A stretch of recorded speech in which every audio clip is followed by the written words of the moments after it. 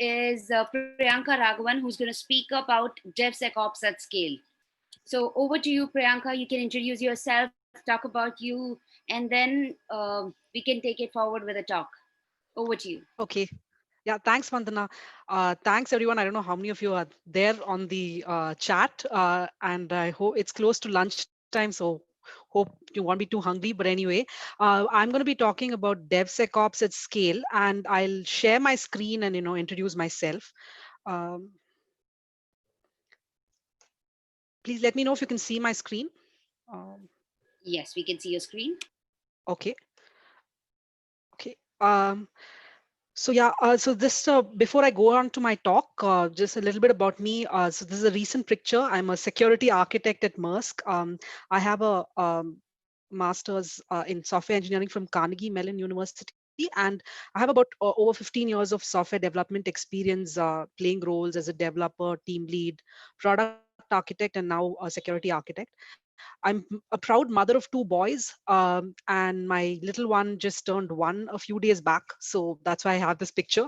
Um, and I love learning and open source.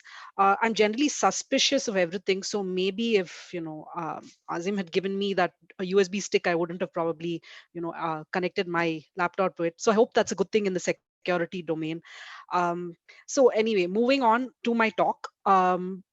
Uh, the agenda will generally talk about what was the motivations of doing DevSecOps, um, the state of the system when I took over, and the target state, and then of course a little bit about how we got DevSecOps working in my current workplace, the challenges I see, and then of course conclusions. So this is all from my perspective, and hope you guys it resonates with you.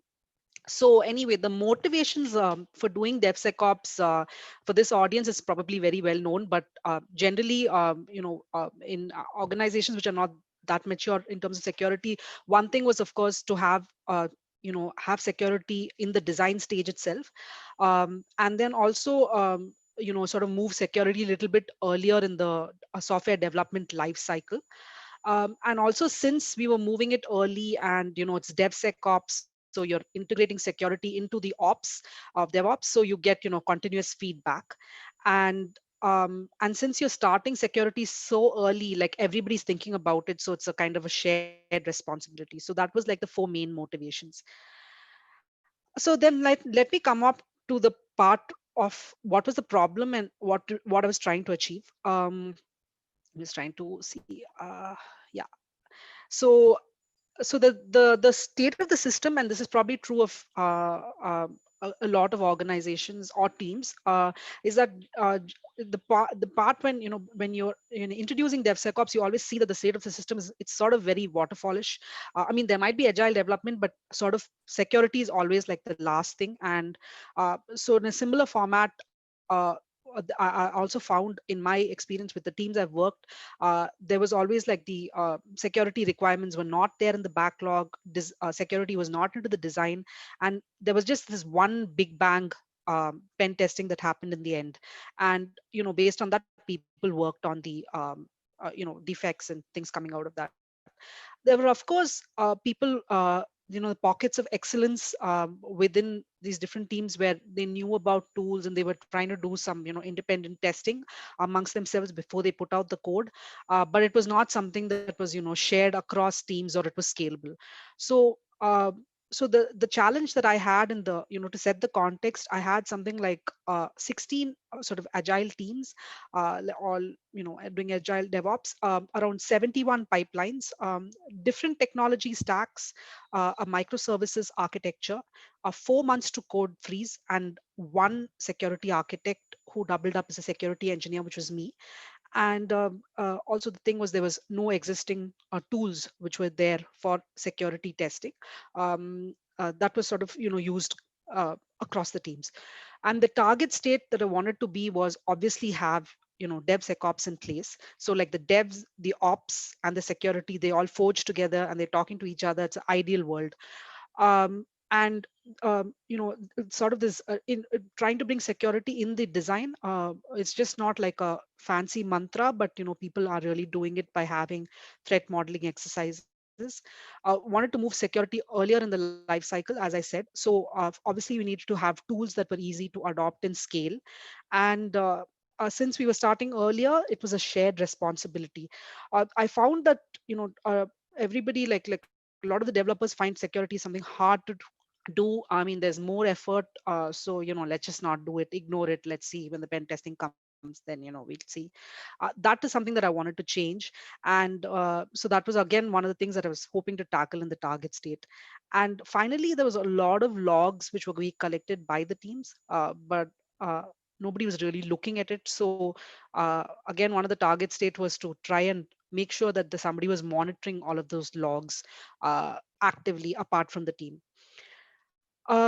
So, s- so yeah, so I'm just trying to see why, yeah. So, where did I start? So when we decided to go with this DevSecOps journey, obviously big fan of OWASP. So, a lot of the resources that are there on the OWASP is what we use, like, the OWASP top 10, the OWASP cheat sheet for various different subsections. And then, since we were building a web-based application on the cloud, looking at security headers. Then of course our favorite tool was Zap for doing dynamic testing. And then of course Sonar Cube with a security profile. Also at this point, somewhere during the journey, also came across this open source tooling talk by Vandana, which uh, it really resonated with a lot of what we were doing. And that was a good check, because it's like, okay, sort of there are people from OWASP who are also talking that do the similar sort of things to scale. And so that's also a good resource that happened in our journey. And then for me per se, to actually start this process of rolling it out, and this has been documented in very many talks that I've listened to in DevSecOps, as well as blogs I've read, was obviously creating a wiki and then educating people on the different tools. So that was something that I started. Uh, and then like similarly, like we have uh, like organizations like this OWASP also try to have a similar security champions forum within our organization, and talk with people so that we could start this and publicize it a little bit more. And then of course the engineering aspect was obviously trying to create a template with all of the tools.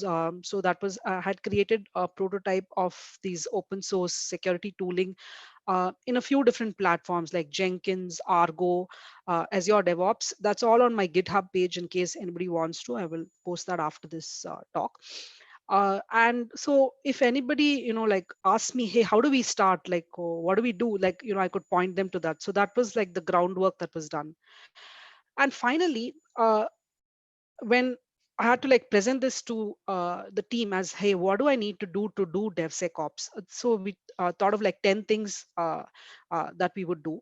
And so the first thing was obviously collecting security requirements. And since we were an agile team which was having using Azure DevOps, it was something that we would create tags there. And that was one thing. Then threat modeling was again something that we wanted all the teams to do as a part of their design exercise. So, of course, I have mentioned a variety of tools, but also doing it on the whiteboard would be fine. And then a lot of you are probably very knowledgeable about this, like for example, the SAST tools to run our static application security testing, and then DAST, dynamic application security testing. And then we also mandated that you also do monitor all your open source libraries that you are bringing into your code. For that, we use white source, and then of course for container scanning, twist lock. But apart from that, since nowadays being on the cloud, they also provide you the cloud servers, or services are also there to monitor your container registries. So for example, we used the standard tier of the Azure Security Center to give us alerts. Um, and then also making sure about your HTTP headers, are they safe? So we had a header checking a little script for that, and then SSL site checking by looking at the Qualys SSL labs. And then the two other final activities was, of course, like I said, logging and monitoring. So logging was something that teams are already doing, but where do you send it? So that was one big focus that we wanted to focus on, because when you're doing it at scale, you also need a little bit extra help, and like with one security person looking at it, it really doesn't make sense. So that was a big thing. And finally, to apart from all these different layers of security that we had, we would still do the penetration testing to uncover issues that were not caught in all of these automated ways. um, and to further continue in our journey, what I found was, out of the 10 things that I listed in the previous slide, the first couple of ones to do with the design. For that, a lot of the times I had to very actively integrate with the teams and participate in their architectural discussions. Force your way and get an invite to all of those, so that you also know about the product you're building and you're not too focused on the tools, but also have find out what is exactly getting built, so that you can give your inputs on the security consideration and also learn about the product. So that was one thing that we actively forced. And then also try to get security into every of your design whiteboarding discussions.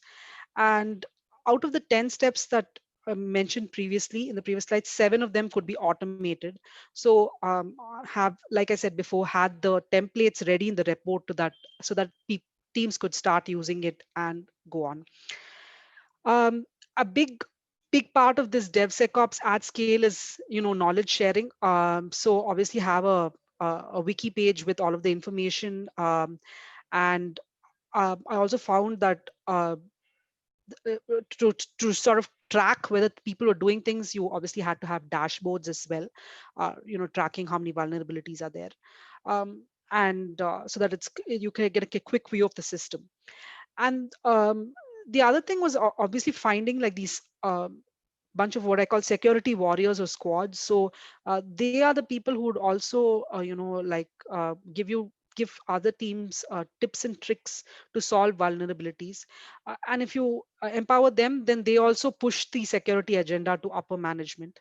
And again, since they're already looking at tips and tricks, they're also involved in training and development, and that way you're able to scale it, not on say one or two or 10 pipelines, but about 100 pipelines, and then it gets going. So this was like this is the state of our system. So we have, and probably true in other places as well, but we have different environments, and we're running all of our tooling in that. And you go to your pre-prod prod environment only if you pass all of the checks, um, through your security, as well as the other sort of unit testing and things like that. But security is also part of the whole journey. um, and here I have a bunch of images, which is again something that you might be aware of. Like for example, the image on the top right, top left, is a snapshot of vulnerabilities provided by this tool called White Source, to tell us about an unsafe lib being used. Uh, and so this White Source tool is of course very popular, but it's also free with Azure DevOps. So it was easy for us to integrate. And then we went ahead and tried to fix issues based on the report. But then of course you really want people to start fixing issues. So there's also this question of including things like breaking the build. So we did that for a couple of agile iterations, so sprints, so that teams are forced to look at security. And that way, since you do it, like if you start doing early on, and then again give them some period of freedom, and then again turn it on, uh, so then they're forced to look at bugs coming out from the code. So this is like the part of the engineering part of it. And then of course you've also got the process, which is something like most engineers, including me, and why do I want to talk about process? But then how do you get things to scale if you don't have a process in place? One of the ways is of course tagging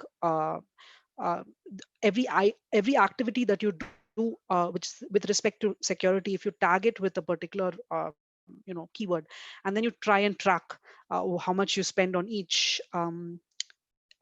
sprint, that's a good way of sort of seeing that security is getting some importance, and people are also seeing benefits of that. So that was something that we actively tracked as well. um, and then yeah, I also have an image of a report from our from Zap. But yeah, like similar things. All of the vulnerabilities that were getting published were getting reported, were getting published on the pipeline for teams to see as well as managers to see. um, so what were my challenges that I had so far? So this is something I could spend actually quite some time talking about, uh, but for the purpose of this talk, I sort of brought this down to this, the main challenges that I saw. Um, so first thing I would say was getting a seat at the table for design discussions. Uh, you really need to push for it, because what happens is, I think, as most security professionals, when the event happens and then they'll do a root cause analysis and they say, hey, you are a security person in the project, what were you doing, why were you not involved? And many a times you're caught off guard and you say, "Eh, that's because I didn't know that this was happening." And then they'll say, "Oh, but why didn't you know it was not happening?" Because I wasn't invited to the design discussions. So instead of going to do this, you as soon as the project or a product is being built, and you know about this, just say, I'll get me invited. And I find that is a big, it's quite eye opening. Also, as an infosec person, you generally have a tunnel view, and sometimes you're so much into pushing the security agenda that you might you make the product also very unusable. So you need to trade off, and you learn a lot by being at these design discussions, and the team also benefits from having you. So I think the biggest challenge for me so far was trying to get on these design discussions, and I think that has really helped in our uh, process as well, and sort of scaling a DevSecOps. The other time is also other thing was also like, uh, teams look at security as something, or as an additional debt, but so that changing that culture and mindset. Everybody talks about it like, oh god, this person's talking about culture again. No, but how do you get them to work on security? Because you need to keep showing them and tell them, hey, this is worth it, this is worth your effort. And I found that a big challenge. But uh, that having that is essential to going on this journey.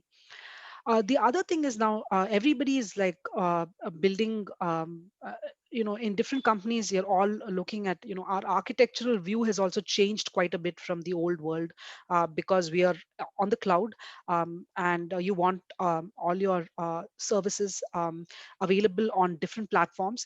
So you're having a very sort of a microservices architecture.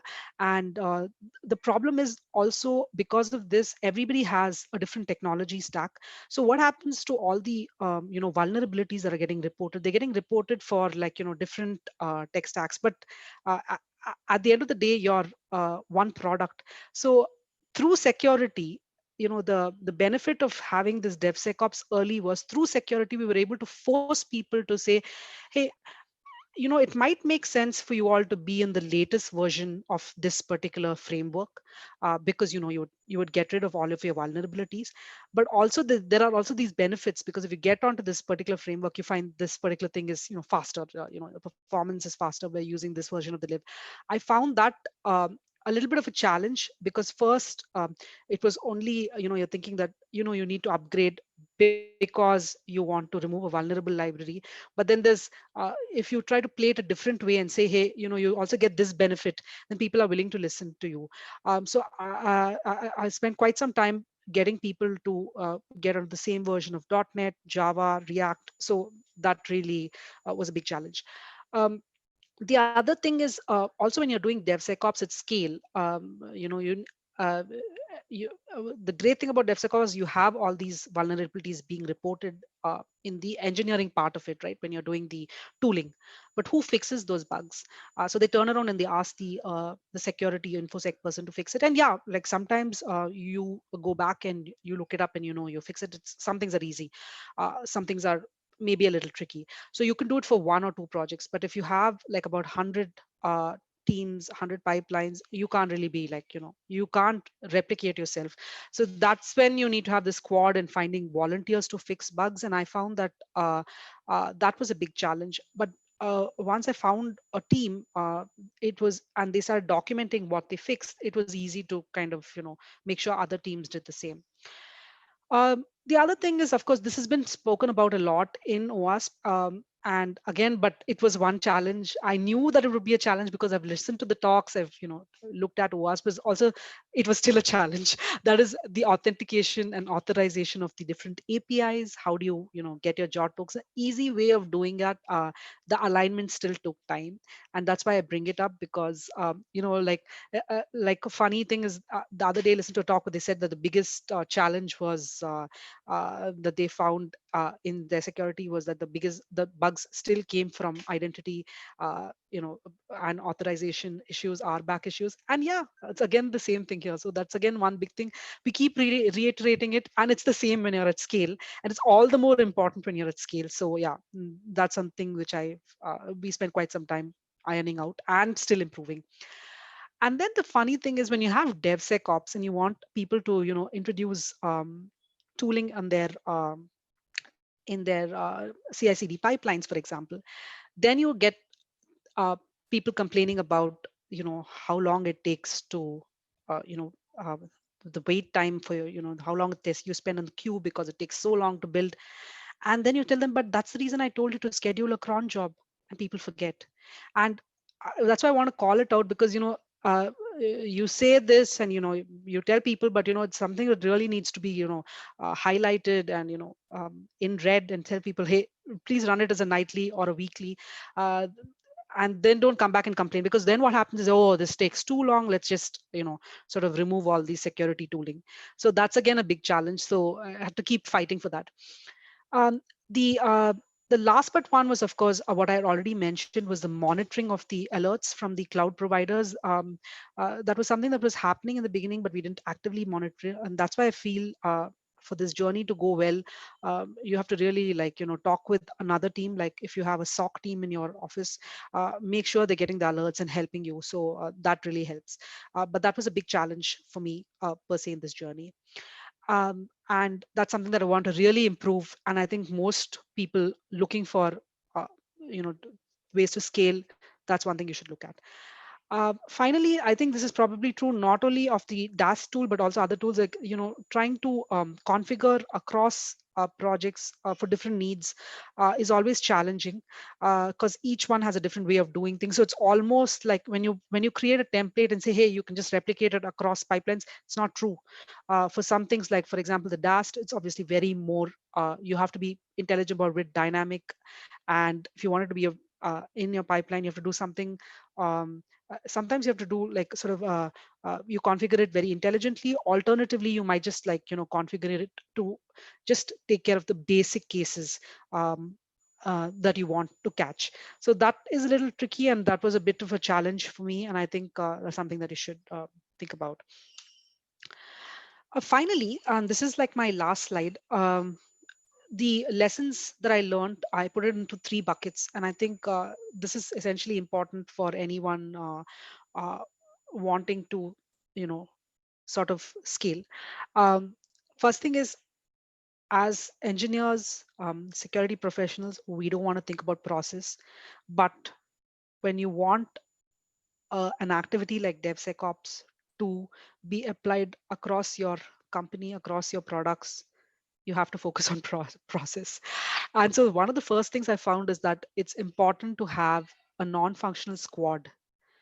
Get a bunch of people and say, hey, you are the non-functional squad, and they help you drive your agenda. They are the people who'll also help you exchange the knowledge and the resources to scale. So I think that's also a key part of the process. And once you start working on items, then the this option of, like, they talk about technical debt, I'm calling it security debt. It's seen as an important item, and it's a part of the process. Everybody knows, okay, from this iteration we left out all of these, security items, let's do it now. So process a big thing. Then I've got engineering enablement, as I've already spoken. These are all these things that you would do to actually aid the development process. So first is, of course, having your templates for doing CI/CD ready, having examples of how tools work, what are the benefits. It always is handy to have that. Having dashboards to monitor progress is amazing. And then, I put these last two things which seem very process like, but I put it as engineering enablement because apart from the tools, you also actually have to make friends with developers, because they drive your engineering enablement process, because they might also come up with great tools that you could use. And then also, if you also include your architects and um, discussions between them, you might also like try to cut back on certain things. Like you come up with a security agenda, and like I was saying, like some things might not make sense. And that also you get by having these discussions. And finally, security operations, big part of the journey. Monitoring alerts, audit logging, which you anyway do for forensics. But drive it home, drive it home, drive it home. That's why it's a big point here. And finally, having a very good communication between your SOC and the team is something that I've found is absolutely essential to scale. So that's my talk. Um, I've had no feedback, but I'm hoping everybody heard what I was saying. And I'm sort of now going to the screen mode and asking Vandana.